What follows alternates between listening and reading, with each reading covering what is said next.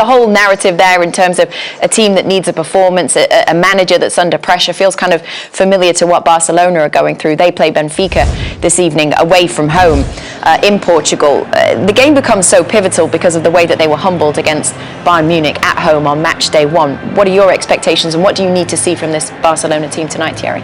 What do I need to see is exactly what didn't happen against Bayern, and a lot of people were talking about men versus boys, and actually saying literally boys coming from the bench.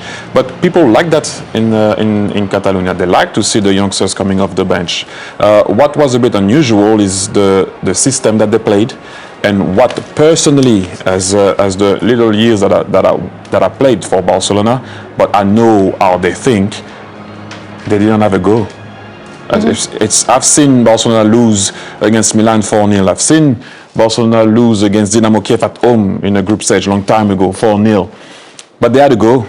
People were like, okay, they didn't score, they conceded.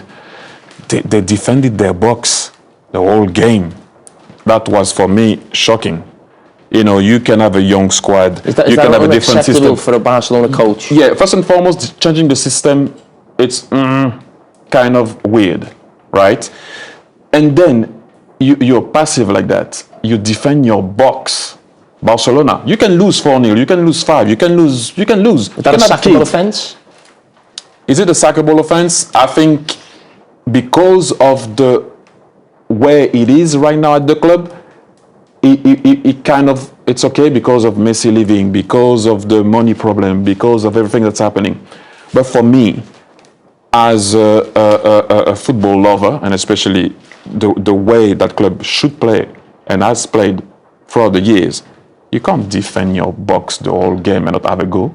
Do you think it's right to talk about Barcelona like they are entitled to be this team? They are $1.5 billion in debt, and I'm just thinking about the two clubs that we've supported. Or supports how we've gone through changes of not winning the championship for 25 years.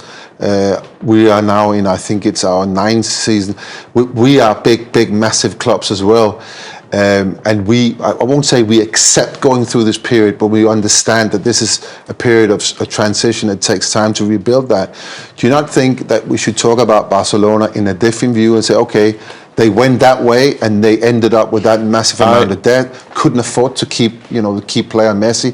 I totally agree. Okay. But at United, at Liverpool, will it be accepted not to have a go?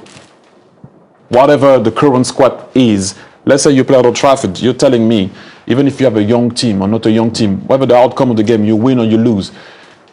But are you talking about one game in particular? Or yeah. I'm talking about the game in particular, about what we saw the other day. Now, what has been happening at the club has been happening for a little while now. Not just the current ownership. It happened before that, obviously, now they're paying the price of it. But if we go back to the game, I was just saying, you can change the tactic. You can have problem on the outside, but there is a game to play.